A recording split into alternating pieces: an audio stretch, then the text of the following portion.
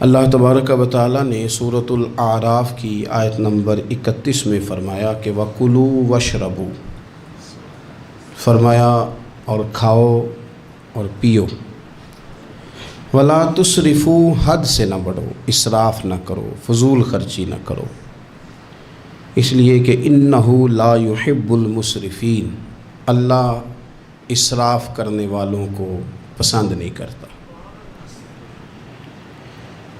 بنو عامر ایک قبیلہ تھا، حج کے لیے آیا کرتا تھا۔ دور جاہلیت میں بھی لوگ حج کرتے تھے، اگرچہ اپنی طریقوں پر کرتے تھے۔ تو قبیلے کے لوگ حج کے لیے آتے تو وہ بہت کم کھانا کھاتے، جب حج پہ آتے بہت تھوڑا، گوشت اور چکنائی تو بالکل استعمال ہی نہیں کرتے تھے۔ نبی پاک صلی اللہ تعالیٰ علیہ وسلم کے بعد صحابہ نے عرض کی، یا رسول اللہ صلی اللہ تعالیٰ علیہ وسلم، حضور ہمارا زیادہ حق نہیں بنتا کہ ہم بھی کچھ چیزوں سے پرہیز کریں؟ اب آپ اندازہ فرمائیں کہ کچھ لوگ ایسے ہیں کہ جو روز شام کو گوشت کے ساتھ کچھ کھاتے ہیں، گوشت کھائیں گے یا گوشت ملا کچھ کھائیں گے تو ان کو پورے حج کے سارے دن ہی منع کر دیا جائے، اور چکنائی اور گھی استعمال نہیں کرنا، تو کون شخص ہے جو اس کے بغیر رہ پائے گا؟ تو صحابہ نے عرض کیا کہ یا رسول اللہ صلی اللہ تعالی علیہ وسلم، ہم بھی یہ کام نہ کریں، ہمارا زیادہ حق نہیں؟ تو اللہ تعالیٰ نے آیت نازل کر دی، فرمایا نہیں، کلوا واشربوا، کھاؤ بھی اور پیو بھی، بس ولا تسرفوا، حد سے نہ بڑھنا، اسراف نہ کرنا، فضول خرچی نہ کرنا، جو بھی کھاؤ پیو حد میں رہ کے۔ کھانے پینے سے اسلام منع نہیں کرتا، لیکن ولا تسرفوا، حد سے تجاوز۔ کیا معنی ہے اس کا؟ ایک معنی تو یہ ہے کہ جب تم کھاؤ تو تم حدود میں رہ کے کھاؤ گے، حلال حرام کی تمیز رکھ کے کھاؤ گے۔ تم مسلمان ہو، تمہارے اوپر کچھ ضروریات ہیں، ایسا نہیں ہو سکتا کہ جو تمہارے سامنے آیا تم کھا جاؤ۔ جو تمہارا ہے تم صرف وہی کھاؤ گے، جو تمہارا نہیں ہے تم اس کے قریب نہیں جاؤ۔ دوسرا معنی یہ ہے ولا تسرفوا کا، ہمارے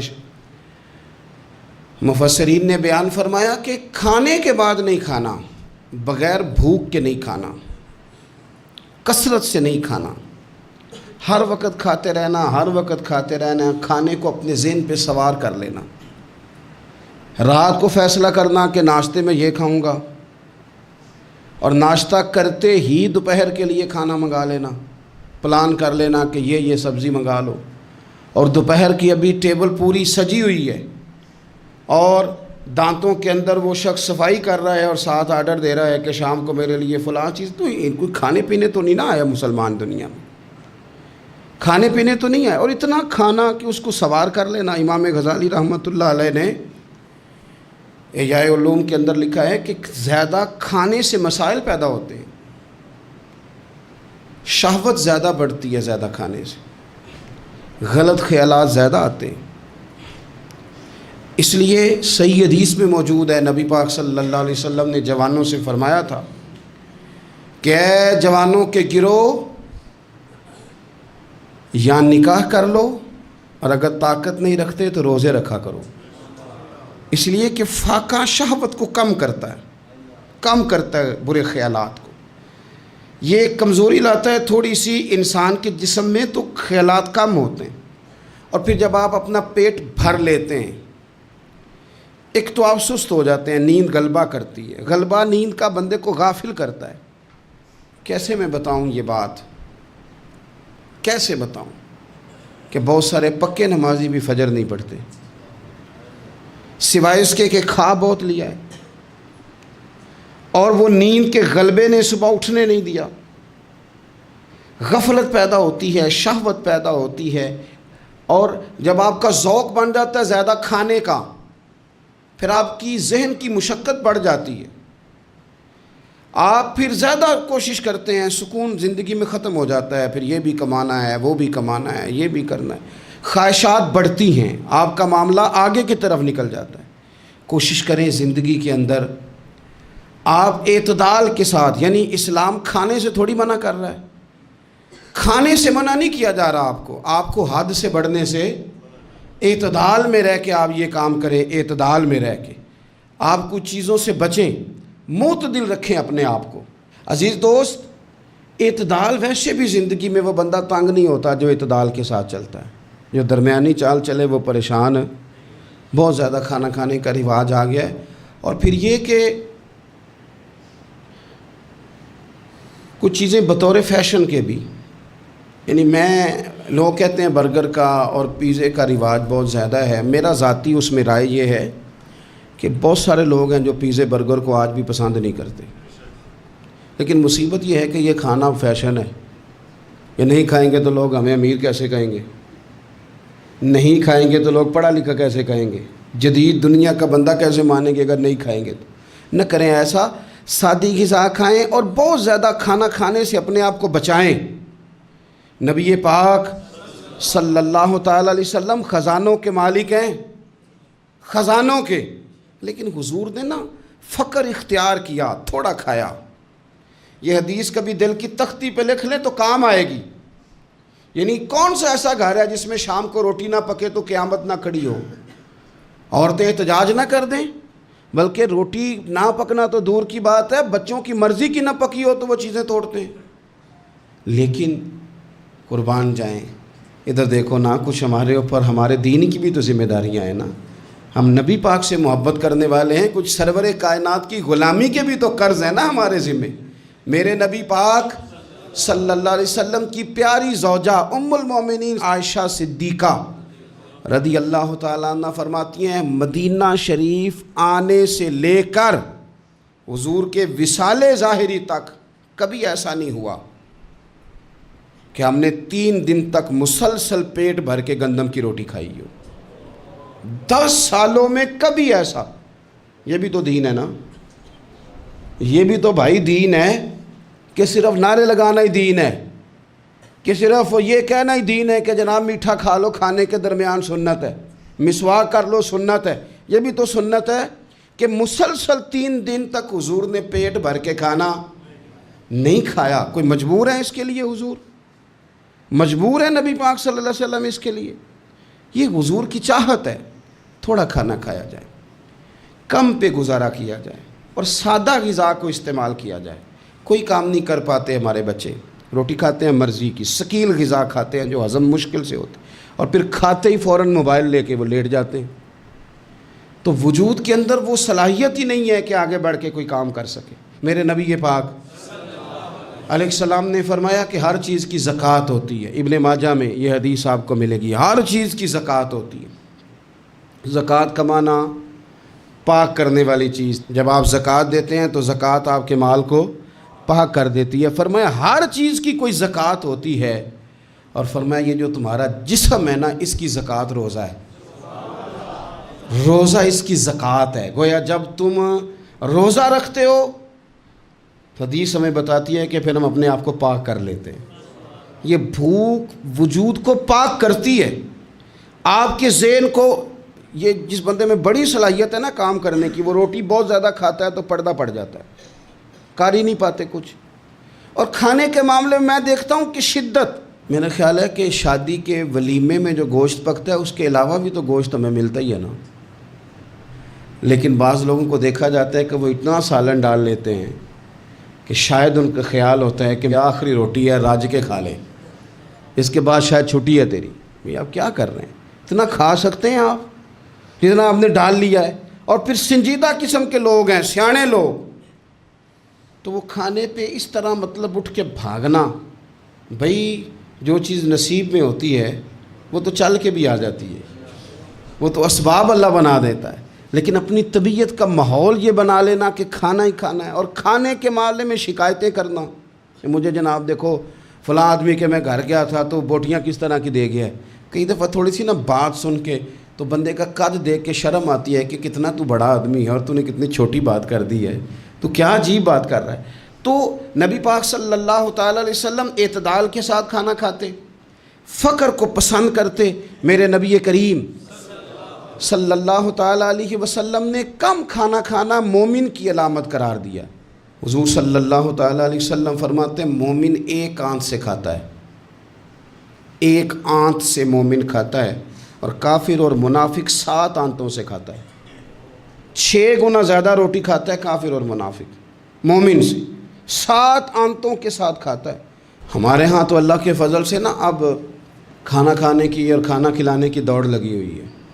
یعنی عجیب فلسفہ ہے لوگوں کا کہ 4-5 نوجوان ہیں تو کہتے ہیں آج دعوت تیری طرف ہے اور کل دعوت میری طرف، اور پرسوں اس کی جانب ہے اور ترسوں اس کی جانب ہے۔ اور لوگ اس قدر زیادہ یہ دعوت کا شوق رکھتے ہیں، اتنا زیادہ، مثلا میرے ساتھ لوگ بڑا پیار کرتے ہیں لیکن صرف دعوت دیتے ہیں کھانے کی۔ تو میں کہتا ہوں آپ دعوت دینے کی بجائے ہماری دعوت قبول کیوں نہیں کرتے؟ ہم آپ کو دین کی دعوت دے رہے ہیں، وہ والی قبول کریں نا۔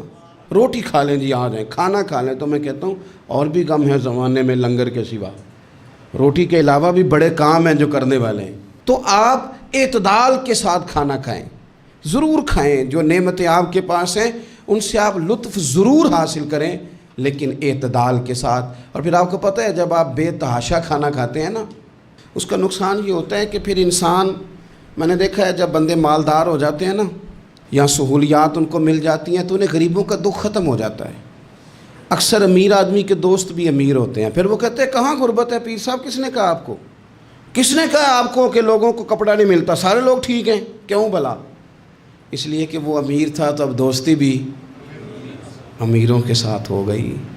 پھر نہ کچے مکان نظر آنے بند ہو جاتے ہیں، پھر چوک میں دیہڑی کے لیے کھڑے مزدور نظر آنے بند ہو جاتے ہیں، پھر ہسپتال میں کبھی جاؤ نا، میں نے یہ نظام دیکھا ہے کہ ایسے نوجوان بھی ہیں جو میڈیکل سٹور والے سے کہہ رہے ہوتے ہیں کہ شناختی کارڈ رکھ لے، اماں کے لیے مجھے گولیاں جلدی دے دے، میرا بھائی آتا ہے تو تجھے پیسے دیتا ہے۔ پھر یہ لوگ بھول جاتے ہیں نا، اس لیے کہ ہم تو اب چیزیں جو ہیں وہ ہوم ڈیلیوری پہ لے رہے ہیں، پیسہ ہی بڑا ہے۔ ہمیں کب یاد رہے گا کہ کوئی بھوکا ہے؟ ہمیں کب یاد رہے گا؟ لیکن یہ تب ہے جب آپ کبھی بھوکا رہنا سیکھیں، آپ کی طبیعت میں ہو۔ میرے رسول پاک علیہ السلام نے فقر اختیار کیا تاکہ پتہ چلے غریب کی بھوک کی تکلیف کیا ہے۔ دیکھو حضرت یوسف علیہ نبینا علیہ السلام کے بارے میں امام غزالی نے لکھا ہے کہ جناب یوسف علیہ السلام نے تو غلہ جمع کر لیا تھا مصر میں، آپ نے خواب دیکھی تھی تو غلہ آپ نے جمع کر لیا، باقی سب علاقوں میں فاقہ تھا، غربت تھی، قحط تھا۔ مصر کے لوگ سکون کے ساتھ 3 ٹائم پیٹ بھر کے کھانا کھاتے تھے، اور آپ نے سب اپنے ملک میں آسانی کی تھی کہ آرام سے کھانا کھاؤ، لیکن جناب یوسف خود ایک دن میں 1 روٹی کھاتے، بھوکے رہتے، بھوکے، فاقہ کاٹتے۔ لوگوں نے کہا حضور آپ خزانوں کے مالک ہیں اور آپ جو ہیں وہ کھانا نہیں کھاتے، کیا مقصد ہے؟ تو آپ فرمانے لگے اس لیے نہیں کھاتا، اگر میں نے بھی پیٹ بھر کے کھانا شروع کر دیا تو پھر بھوکے لوگوں کا درد میرے سینے سے نکل جائے گا۔ پھر اس بھوک کی، او میرے بھائی، اب تو گاؤں سے آ کر پڑھنے والے بھول ہی گئے ہیں کہ کس کی ماں نے کتنا زیور بیچا تھا۔ لوگوں کو بھول جاتا ہے جب کسی مقام پہ پہنچ جاتے ہیں، پیسہ آ جاتا ہے، عہدہ مل، بھول جاتے ہیں لوگ۔ فرمانے لگے اس لیے بھوکا رہتا ہوں تاکہ بھوکوں کی تکلیف کا مجھے احساس ہو، اس لیے بھوکا رہتا ہوں۔ اگر آپ کی طبیعت احساس والی ہے نا، احساس والی، میں کیا کروں؟ مجھے کہنے دیں یہ بات آپ کہ امیر کے فریزر میں اتنا پھل خراب ہو جاتا ہے جتنے سے غریب کی ماں کی شوگر کی 2 مہینے کی دوائی آ جاتی ہے کہ مجھے یہ نہیں نا بتانا چاہتا کہ فریزر خالی رہ جائے میرا۔ مجھے کہہ لینے دیں آپ یہ بات، کہہ لینے دیں کہ بہت سارے لوگوں کے کپڑوں کے اتنے پیسے دھوبی لے لیتا ہے جتنے کپڑوں سے شاید کئی غریب ماؤں کے دوپٹے اور چادریں بن جائیں، لیکن یہ کہ وہ کپڑے دھوبی نہیں استری کرے گا تو ہماری شان کا کیا بنے گا؟ کرو یار، لیکن تھوڑا سا نا، میں نے پچھلے جمعے بھی کہا تھا، اور راشن ونڈن والے اور لوگوں عیدوں بعد بھی بھوک لگ دیجئے۔ یہ جو پیٹ کی بھوک ہوتی ہے نا، یہ بندے سے بڑا کچھ کراتی ہے۔ آپ اس کیفیت کو سمجھیں، تھوڑا سا اپنا کھانا کم کریں تاکہ دوسروں کا احساس پیدا ہو، تھوڑا سا نا ہوٹل کا پھیرا کم کریں۔ اور لوگ کہتے ہیں جی نہیں وہ پیر صاحب ساری دنیا ہی ٹھیک ہے، آپ کا تعلق کس کے ساتھ ہے؟ چلنا میرے ساتھ، میں نے پورا پاکستان گھوما ہے، میں آپ کو وہ والے شہر دکھا سکتا ہوں کہ جہاں لوگ کہتے ہیں کہ روٹی کھائیں کہ دوائی کھائیں، تو بھوکے رہ کے جو مر جانا ہے تو دوائی رہنے دو، روٹی کھاتے ہیں۔ آپ اس کیفیت کو سمجھیں، تھوڑا سا اپنا کھانا کم کریں تاکہ دوسروں کا احساس پیدا ہو۔ مخدومہ کائنات سیدہ طیبہ طاہرہ جان احمد کی راحت پہ لاکھوں سلام۔ سیدہ داخل ہوئی تو اپنے پلو سے نا چادر سے کوئی چیز کھولی۔ پرانے زمانے میں نا عورتیں دوپٹے کے ساتھ ہی پیسے باندھ لیتی تھی، وہ تو بعد میں پرس آیا تو وہ رواج ختم ہو گیا۔ تو دوپٹے سے نا پلو سے کوئی چیز کھولی، پیسے باندھتے تھے لوگ، زیور باندھتے تھے، قیمتی چیزیں۔ لیکن عزت والے رسول کی بیٹی نے وہ جب اپنا پلو کھولا تو روٹی کا ٹکڑا نکلا۔ پوری روٹی نہیں تھی، آدھی تھی یا اس سے کچھ زیادہ تھی، ایک حصہ روٹی کا نکلا۔ تو نبی کریم صلی اللہ تعالیٰ علیہ وسلم کی بارگاہ میں روٹی پیش کر کے عرض کرنے لگی، یا رسول اللہ کئی دنوں کے بعد علی تھوڑی سی گندم لائے تھے، پیسی ہے تو ایک کی روٹی پکی ہے، 2-3 لقمے میں نے کھا لیے تھے تو مجھے آپ کا خیال آیا، تو حضور میں یہ روٹی لے کے آئی ہوں۔ اللہ کے محبوب نے روٹی اپنے دست مبارک پہ رکھی، ایک ٹکڑا ایک لقمہ توڑ کے منہ کے قریب کیا، پھر سیدہ کی طرف دیکھ کے فرمایا، پتر 3 دن میں نا 3 دن اور 3 راتوں میں یہ پہلا لقمہ ہے جو تیرے باپ کے گلے سے گزرنے لگا۔ یہ 2 جہاں کے شاہ ہیں، یہ پاس کچھ رکھتے نہیں، 2 جہاں کی نعمتیں ہیں، ان کے خالی ہاتھ میں۔ حضرت عائشہ صدیقہ رضی اللہ تعالیٰ عنہ فرماتی ہیں، حضور اتنا فاقہ کرتے تھے کہ پیٹ مبارک پیچھے کمر سے جا لگتا تو میں نا ہمدردی کے ساتھ پیار سے پیٹ پہ ہاتھ پھیرتی، او غریبو نہ رویا کرو نا یار، اگر کبھی فاقہ کاٹنا پڑ جائے بڑے خوش بخت ہو، تم وہ کام کرتے ہو جو حسنین کی اماں کرتی تھی، تم وہ کام کرتے ہو جو رب کے لاڈلے محبوب کرتے تھے، تم وہ لوگ ہو۔ حضور امیروں کو بھی بڑا کرم فرماتے تھے، مالداروں پہ بھی شفقت کرتے تھے، پر کبھی سنا ہے کسی نے کہا ہو امیر نواز رسول؟ جب بھی سنو گے یہی جملہ ملے گا، غریب نواز رسول، غریب نواز رسول۔ تو پھر تمہاری غریبی بڑی شان والی نہیں جس پر کرم نوازیاں مدینے والے حبیب فرماتے؟ پھر یہ فاقے بڑے محبوب نہیں؟ پھر یہ تھوڑا سا غریبی میں وقت گزارنا یہ بڑی عظمت والا نہیں؟ میرے عزیز، اگر زندگی کے اندر تھوڑی توجہ ہو جائے، تھوڑا سا خیال ہو جائے، تو بہت ساری ہماری جو دقتیں ہیں زندگی میں، جو آزمائشیں ہیں، وہ ختم ہو جائیں۔ بچوں کو بھی تھوڑی عادت بنائیں۔ میں آپ کو بتاؤں، خواہشات اگر بچوں کی محدود ہو جائے نا تو باپ کی محنت بھی تھوڑی کم ہو جائے۔ ہمارے نا خواہشات کی وسعت نے ہمارے والدین کو تھکا دیا ہے، ہماری خواہشات کی وسعت نے باپ کو اوور ٹائم لگانے پہ مجبور کیا ہے، ہماری خواہشات کی وسعت نے۔ کئی باپ ہیں جن کا اب دل کرتا ہے کہ پردیس سے واپس آ جاؤں، جن کا دل کرتا ہے کہ اب پتہ نہیں ہے زندگی کا تو میں لوٹ آؤں۔ کاش بیٹے اپنی خواہشات کم کر دیں، کاش بچے اپنی خواہشات تھوڑی محدود کریں، تھوڑے پہ گزارا سیکھیں، تاکہ ہمارے بہت سارے پردیس میں رہنے والے لوٹ آئیں دیش میں، اپنوں کے ساتھ آ کے وہ رہیں، وہ اپنوں کے جنازے پڑھیں، وہ اپنوں کی فاتحہ میں شریک ہوں، وہ اپنوں کے دکھ سکھ دیکھیں۔ خواہشات کی وسعت، بہت کھانے کا شوق، انواع و اقسام کے کپڑے، لیکن لوگوں کی جوانیاں پردیس کھا گیا اور ان کی دولتیں خواہشات کھا گئیں۔ کاش والد بھی اپنے بچوں کو یہ سمجھانے میں کامیاب ہو جائے کہ تھوڑے پہ گزارا کرنا، اس سے انسان وسعت پکڑ لیتا ہے، بڑا ہو جاتا ہے۔ ہم دور نکل گئے ہیں۔ نبی پاک صلی اللہ تعالیٰ علیہ وسلم نے فرمایا، امام بہقی حدیث لائے ہیں، حضرت ابو امامہ باہلی رضی اللہ تعالیٰ عنہ حدیث کے راوی ہیں، حضور فرماتے ہیں میرا دل کرتا ہے کہ ایک دن میں سیر ہو کے کھاؤں اور ایک دن بھوکا رہوں، میرا دل کرتا ہے۔ اور حضور فرماتے ہیں میرا دل کرتا ہے کہ جس دن میں بھوکا رہوں اس دن میں صبر کروں اور اپنے رب کی بارگاہ میں عاجزی کروں، اور جس دن میں پیٹ بھر کے کھاؤں اس دن میں اپنے رب کا شکر ادا کروں۔